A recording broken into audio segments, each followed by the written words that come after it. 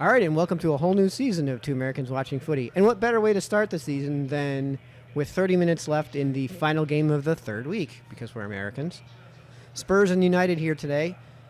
Kane's got a goal, and who else has a goal for Spurs? I don't know. They just happened like 2 minutes ago. I couldn't quite get it.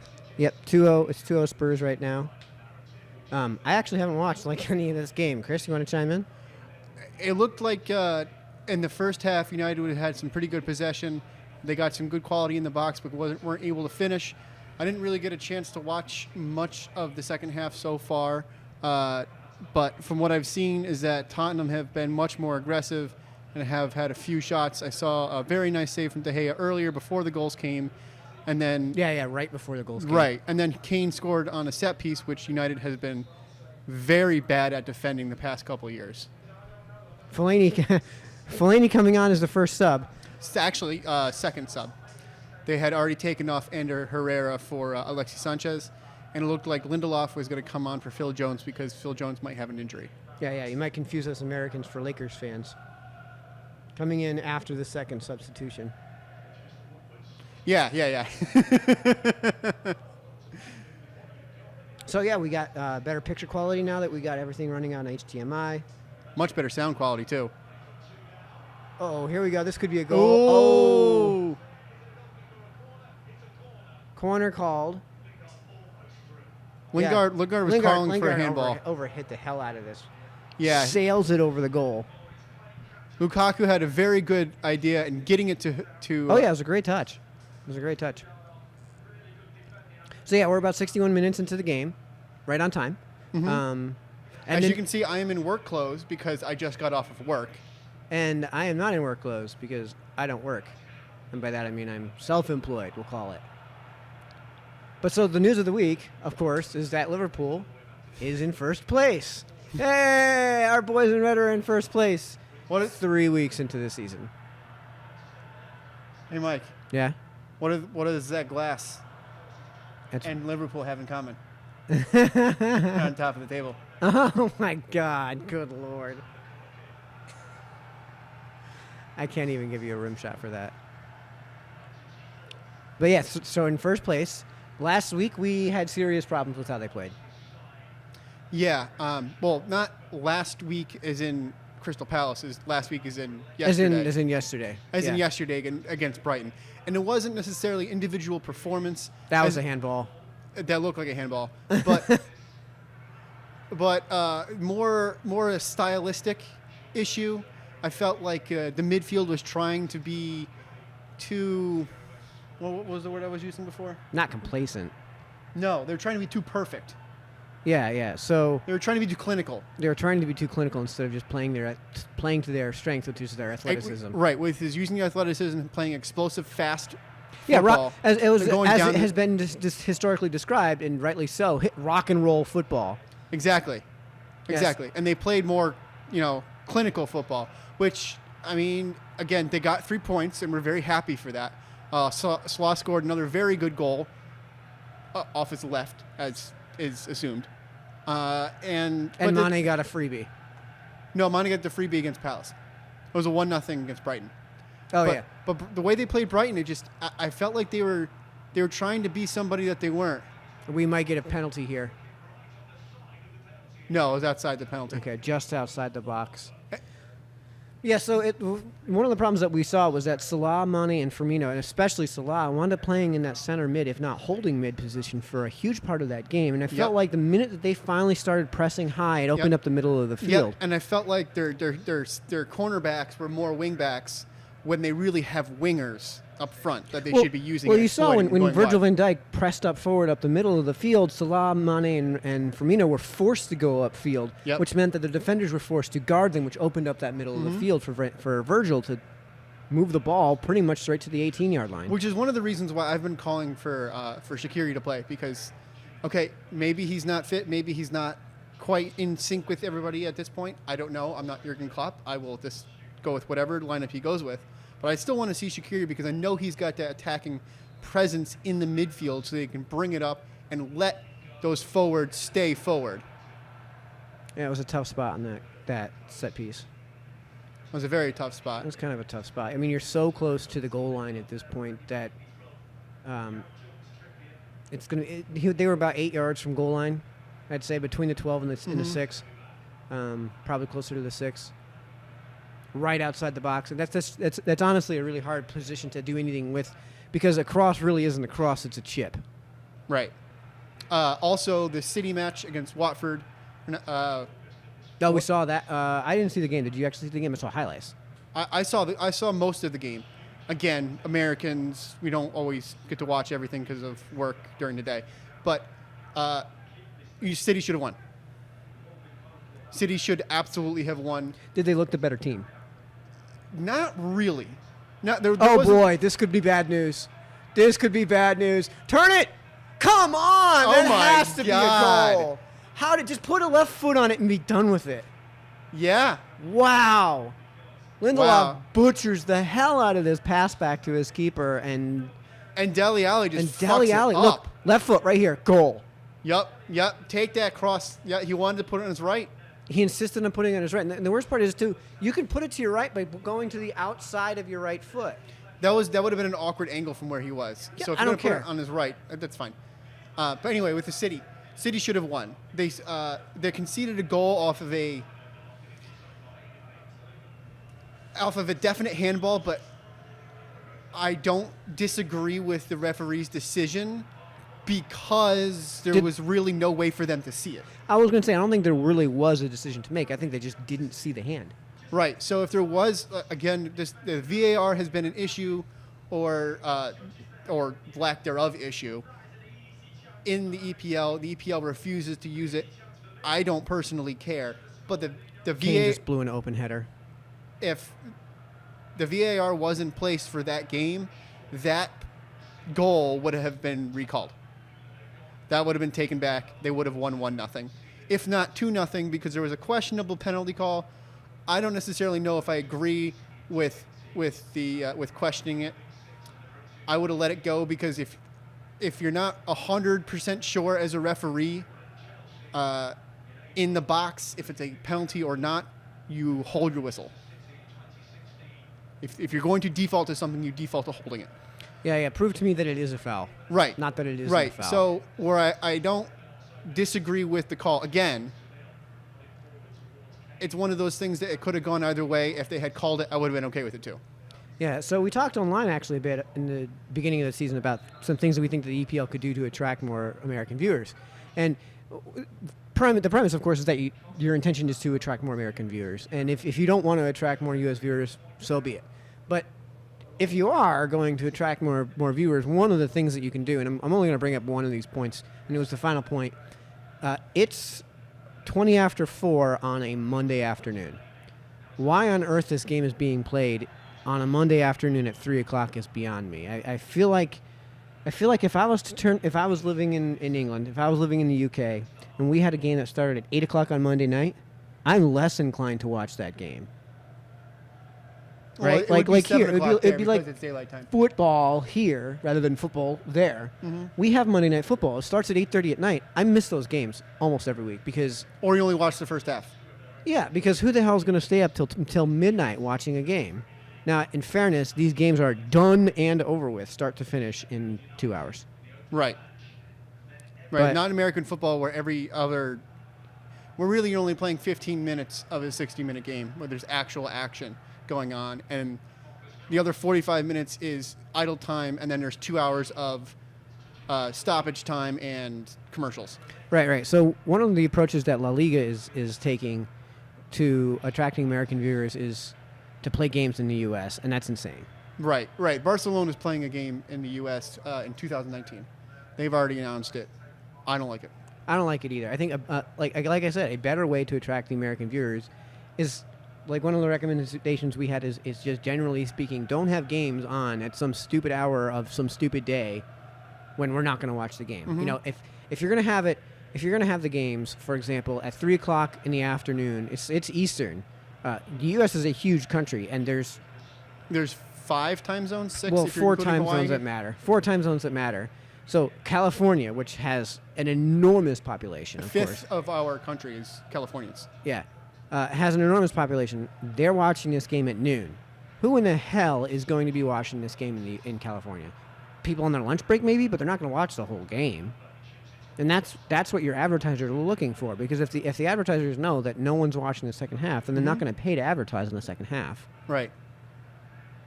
Right. I like the idea of Saturday games only. Yeah, and I'll go one step further while we're on the idea of dumping these terrible times. Saturday at 7:30 in the morning Eastern. That's 4:30 in the morning if you're on the West Coast. That's 4:30 in the morning in California, and that's also 12:30 Greenwich. Like, do you really need to start your games at barely afternoon? Right. You got Sunday League matches that are still going on then. Well, you could easily play that 7:30 a.m. Saturday game, say, at 3:30, right? Like, the entire rest of the league, if you want to have, first things first, that 7:30 in the morning game is usually some total throwaway game, right? Mm-hmm. Like, give me a total throwaway game. Bournemouth-Brighton. Bournemouth-Brighton, yeah. Total throwaway game. And if you're a fan in the U.S., you're probably not watching this game. If you're a fan in the UK and you're not a fan of specifically those two teams, you're also probably not watching the game. Probably. I mean, I know Bournemouth does have a very good fan base. I really don't know much about Brighton. They just got promoted. Yeah, but So, well, the point is that if you really wanted to have this one, like a highlight game, a game that you're gonna have stand out, have that be the night game. Have that be the nightcap. mm-hmm. You really can't afford to have on a Saturday night. On a Saturday Like night, a match start at 7 p.m. Greenwich Mean Time. This could have been played at 7 p.m. on Greenwich Mean Time, which would have been 3 o'clock here. This is your showcase game at 7 p.m. This That's is your night United game. Tottenham. This is one of the most anticipated matches for the first few weeks, Yeah. if not the. Because I think it would be the, because United and Tottenham both have question marks.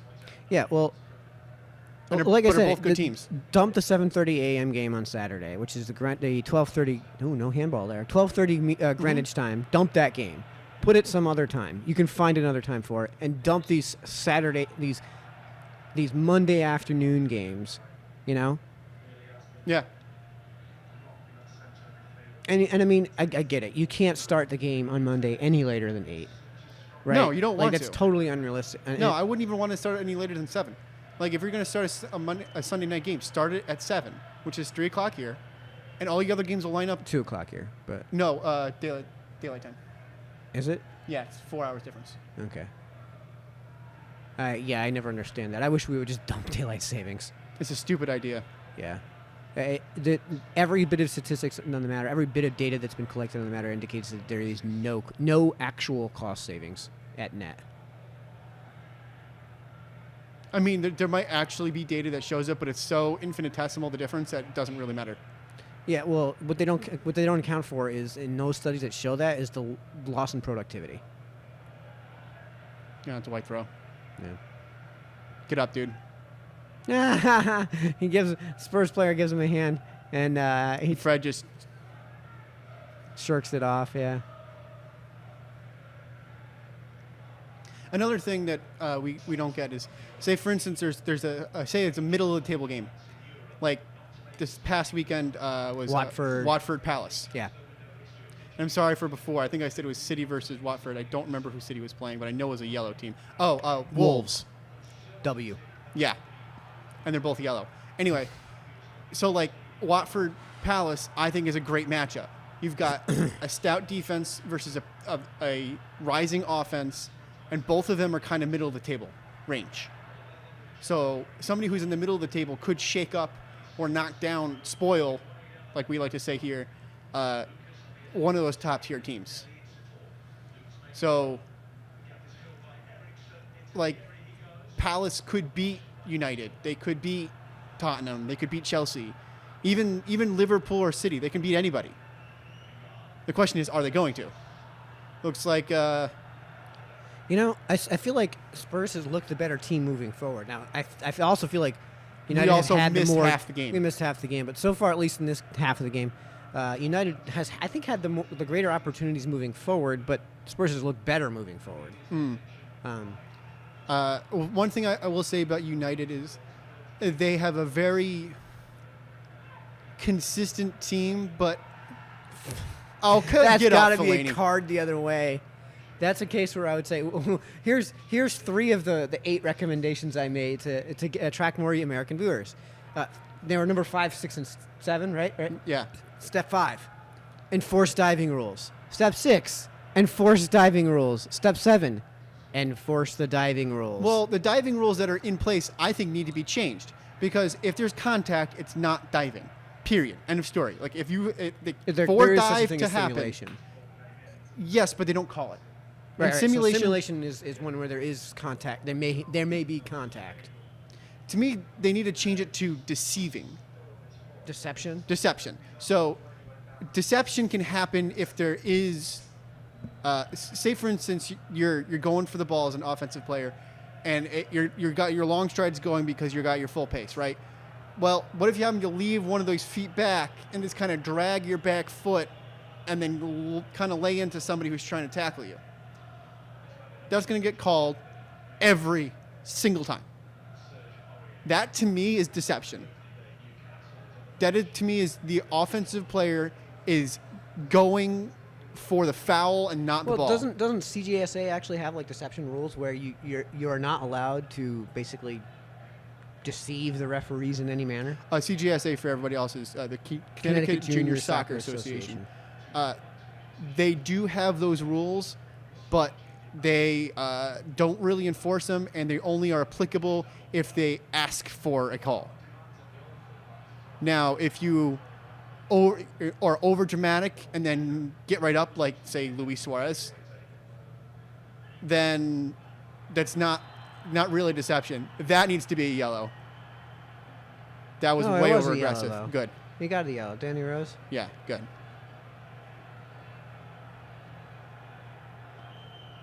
Yeah, so that was a case of Fellaini going down. Right, way too easy. And these things, when these players are going down way too easy, which, yes, we're Liverpool fans, Salah has gone down way too easy, especially not last against season, Palace. But you're right, absolutely right. It was disgraceful how easy he went down last week against Palace. Awful, just awful. And, I do sympathize with those fans. That might have been offsides.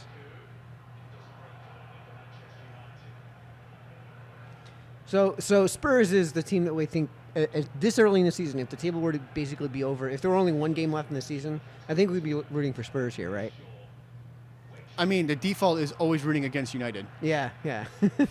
but we're not one game left in the season, and I guess we'll have to deal with that when and if the time so arrives. But as Liverpool fans, we're watching this game rooting for Spurs, no matter how much vitriol or we a have draw, or a draw, because a draw is points-wise beneficial. Because on a draw, you're only giving away 2 points and not 3. Yeah, well, I think the decision was made for me when I saw the 2 goals scored by Spurs, right? As soon as I saw those goals go in, I was like, yeah, and, Yeah. I know. I was rooting for Harry Kane. I was jumping and up and down. then the second one, I was just like, yeah, okay. all right. It only takes 1 goal to win. Mm-hmm. Except if you're Liverpool, in which case I mean, it if takes you're 4 goals. if to you're win. Chelsea, it only takes 1 goal to win. If you're Chelsea, you don't necessarily need to score. No. You could just have, park the bus and pray for a penalty. Yeah, the Mourinho style.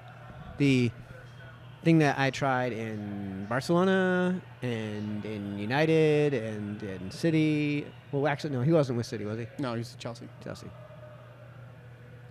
I mean, it won him a title with Chelsea. Yeah. Oh, boy, that could be bad news. Oh, That's just a corner. over. Lukaku had a nice dish over to Lingard, and Lingard, I'll tell you, his Mike, shot got chipped over the net. the only 2 players that impress me on United are Pogba and Lukaku, and they impress me every single game. Those guys are always good. Yeah, well, I mean, it speaks to the talent of Belgium here. Well, Pogba's France, but yeah. Well, that's what I mean, though. Speaking of Belgium, here's Fellaini again. who almost slipped. Fellaini's great in the air. That's all he's got. His footwork is, Lacking. yeah, to say the least. Who does he look like? Is it? Am I thinking Kaepernick. Colin Kaepernick? Yeah. Oh my god. That's the afro and the height. Bad. I think it's the face, man. He doesn't have the same nose. Kaepernick has that. like a beak. Yeah, he looks like a bird. Yeah, it's narrow, but it's long and It's like- has like a has crook, like a- like a point almost. Yeah, and it's kind of rounded off at the top. Colin Kaepernick, for those of you who live in the UK or overseas or on Mars, is a former NFL quarterback. Who has been very heavily in the spotlight the past couple of years. Yeah, for not playing football.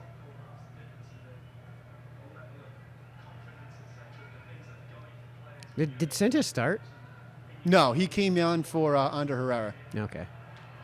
Now, Sanchez has been The guy operating the scoreboard, the guy Yeah. operating the switchboard, kind of looks like James Milner. kind of. I will say Sanchez has been very underwhelming. They need a real winger out there, and I feel like Lingard's the only one who even makes a good effort, and he's okay, but he's not top. Yeah, I mean, the matchup I can't wait for obviously is United Liverpool. But if we're not going to talk about our home team because we're such Liverpool homers. Oh, and I want to see City Liverpool. That's going to be That's going to be a good game. But the other game I think to really be concerned with here is United versus City, because I actually had United in second place. I had City, United, Liverpool, Spurs, etc. Yeah, I had City, Liverpool, United, Chelsea. I feel like this Tottenham team is relying too much on offense on a few key players. And if one of them goes down, their offense is going to be abysmal. And the defense is old. Is it a disappointment if Liverpool doesn't win the league? No. What would you consider, obviously, I think it would be a disappointment to not qualify for Champions League. Right. Top four. There's a few fifth things. place is a disappointment. If Liverpool wins the Champions League, I don't care what they do in league. And they have to win, not second place again. They have to win. Okay. And finally finish it out. So what you care about most then is the Champions League. Now, Of course. Champions League is a bigger competition. right? I mean, I actually watched the 2005 championship, and Again. You have it saved in your hard drive. well, I mean, I also have it saved in my brain, but that's a long shot from Ericsson. Eriksen. That was. But yeah, so I actually got to see that game live, and it was just an absolute. I came this close to turning it off at halftime, this close, and I'm sure a lot of fans did. stuck around for the second half. But the point is, I actually got to see them win a Champions League. I have never seen Liverpool win the league. When it was the first division, before it was the Premier League, was the 80s. And Yeah. if you think that an American household, there was going to be an American TV station that was going to broadcast any sort of soccer in the 80s, you are out of your damn mind. Yeah, unless it's closed caption on a college station at the college. Yeah, closed circuit. But even then, in the college sports in the 80s, give me a break. It's football and basketball at best. Like the Big East had basketball and no other, and there was... And the SEC and the ACC. Oh, ACC has basketball. No, ACC didn't really have much in the way of a broadcasting platform for their college basketball. Well, they had for some of them. Right. For Duke The and Big UNC. East, the Big East was the first conference to actually promote themselves as a basketball league, and that's why they had basically their own stations. Yeah, they had a Big East network. Well, they still didn't have do. the Big East network until the 90s, but they had these local stations that would broadcast nothing but non-stop Big East games.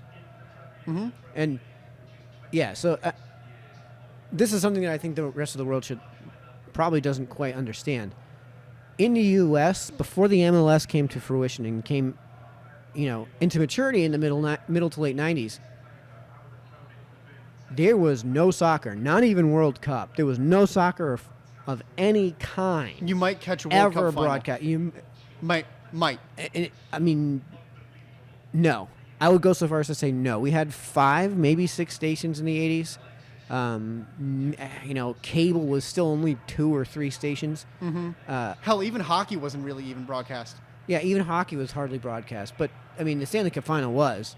The difference is that, Smalley's got to get in. Yep. 3-0 Spurs. That was just atrocious defense. That was really abysmal defense. I mean, good job at him for standing up and standing through that, and I'll give him credit for the goal.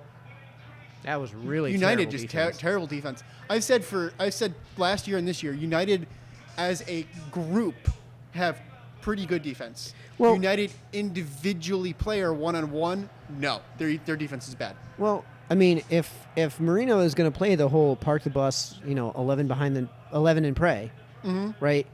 You better damn well play defense. Yeah, I see.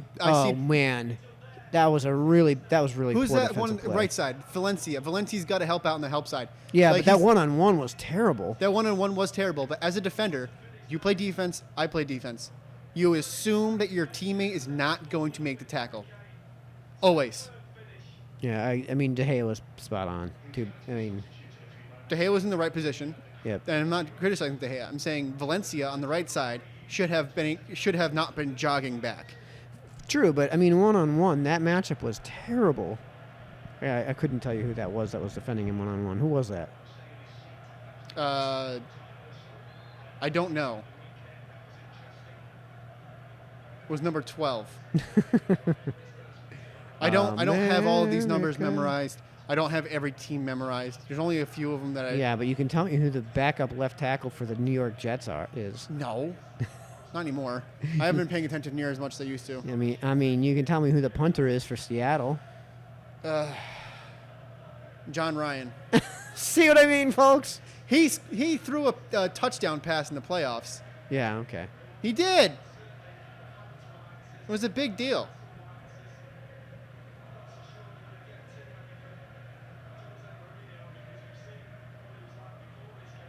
Yeah, this is just an embarrassment for United.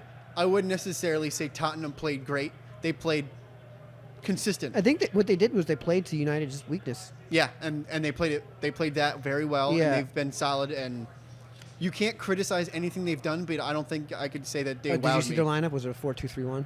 I did not see the lineup. It looks like a 4-2-3-1. If they're playing a 4-2-3-1, which it looks like what they're playing, it seems like that's your weakness there is that because you have Harry Kane so high, whoever is fulfilling what would normally be the 10 spot and what has become the 9 spot in a 4-3-2-1 winds up pretty wide open the way that United is playing. Yeah, and I have to criticize their center backs. Their center backs have not been great. The best one that they've had is Bailly, and he's given up I mean, a lot of opportunities. It this looks year to already. me like United is playing, in effect at least, like a 5-3-2. Like, it looks like they're trying to go for the 3-5-2, but they're playing the wings back.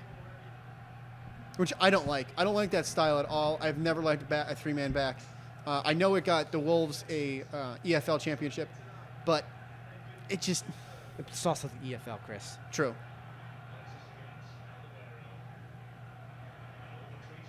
I mean, the EFL is basically the Bundesliga minus the top 2 teams.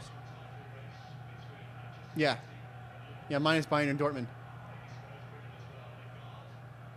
Hey, he got a shot on goal. Yeah, from like 35 yards out. It was pretty easy save for Hugo You need a Lloris. Steven Gerrard screamer to score from that distance. Yeah, and then Lloris very kindly threw it out so that Luke Shaw can get up. He's a short-looking dude. Probably well, he's also right next to Fellaini. And the camera angles in this sport are always bizarre. Yeah, I will also say I am a big Liverpool fan, but I kind of like the United kits. Dude. Blasphemy. I know. Blasphemy. I like the coloration on them. My favorite jerseys, and this is not quite blasphemy. My favorite jerseys have always been the Seattle Sounders. The Cascades, the Cascades have also looked pretty good. Not to toot our own horns, but Americans are better at designing jerseys than you guys are. Yeah. Kane's off. Okay. Well, I guess if you're up 3-0 with Yeah, and he already got his 2 goal. minutes to go, he got his obligatory claim. No, that was that was legit though. Yeah, it was definitely his goal. But, This time. 35 games to go, Kane. I don't know. I think Salah's only going to wind up with about 20, 21 goals. I don't think he's gonna do near the 30 that he had. You don't think that he's going to break his own record? No. Of course he isn't. It took how many seasons of Premiership football to get to as many goals as he did? Yeah. Yeah, so we're not going to see that again for a long time. I mean, he's still going to Not score even 20. after a while. I think he's going to get 21. What I think would be more important is I would like to see the other guys get some more, like from midfield, get some more goals. Goals and assists. I mean, this is where you miss Coutinho. In fact, this past game, yesterday was where we missed Coutinho. Because we had no high center mid. Yeah. I mean, I know Milner is good at it, but he's not. He's not Coutinho. Coutinho can dribble through dudes left and right. The thing that Milner has is he's got a great work rate. He puts in more effort than anybody else. Ooh, that was actually pretty nice. Did that get across? No, it didn't. But he will never, ever wow me. He'll never be... Yeah, he'll never self-nutmeg, double nutmeg. Yeah. He'll never have one of Self-double, those...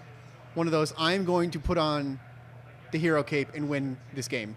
Yeah, I'm going to go ahead and just dribble through 3 defenders and get myself an opening and rip a shot. Like Messi. Yeah. Like he's not going to have one of those games. He'll never be that guy. But he always puts in a very consistent effort and always puts in more work than anybody else. Yeah, which is why I'm not really that opposed to the decision to start him every game. The question I would have is that if you're going to start him every game, then he needs a specific position, which is kind of tough. Not because he doesn't have a specific position, because you want to be able to make use of somebody. James Milner is one of the very few players that can play genuinely any spot in the field. Including keeper. And play it well. Including keeper. And play it well.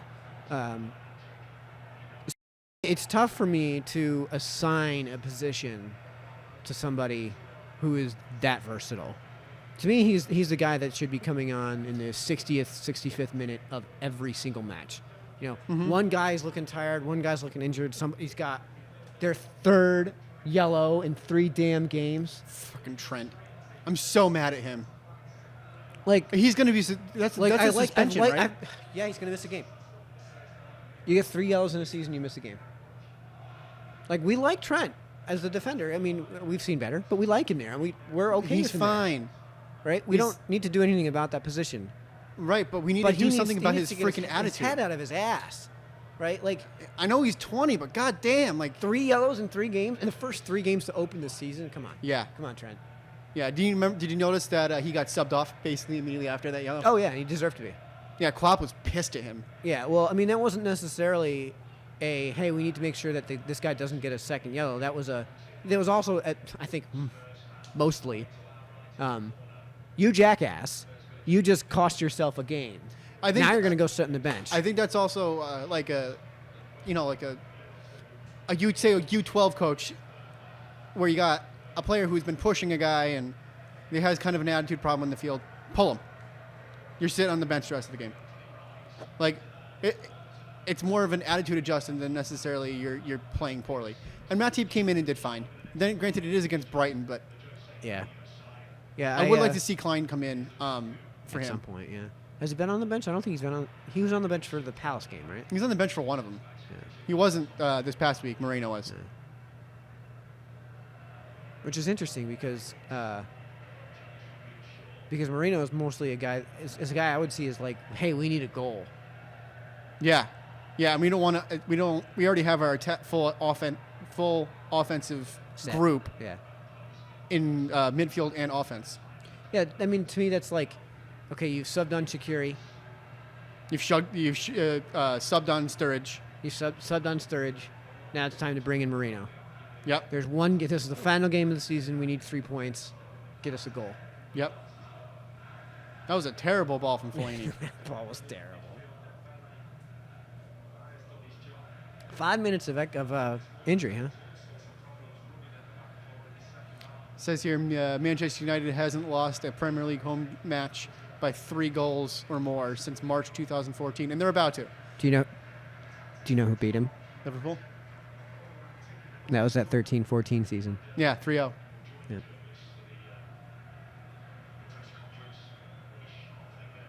Actually, was that 3-0? Or was that the 5-0 game? I think it was 3-0. I know there was one game where we destroyed them. Or was that Everton? One of the two derbies in 2013-2014, we absolutely destroyed the other team. I don't remember who it was. I didn't watch every game that season. I You did. You did much more than I did. I did, because they were their showcase. I mean, it was, if there was ever a year where Liverpool played rock and roll football, it was that year. Oh, absolutely, absolutely. I mean, they had 101, 102 goals that season. Something like that. Yeah. Yeah, they had They also allowed 60. yeah.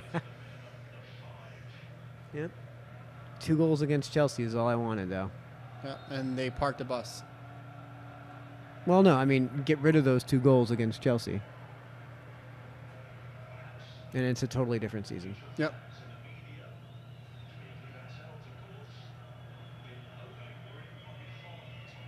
Yeah, you can hear all The fans chirping. the away fans blowing their whistles. Oh man, Old Trafford is empty. Well, the game's just about over. I know, but if I'm Oh, man. wow, Old Trafford is vacant. yeah, no boost from United fans because they aren't there. They left. Yeah. The Spurs fans traveled. Yeah. Yeah, so they might actually. Brace from Lucas and a goal from Kane. Okay. Lucas had a great game moving forward.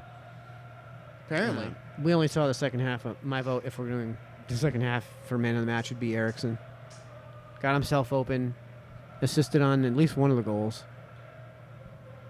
Created a ton of opportunities moving forward.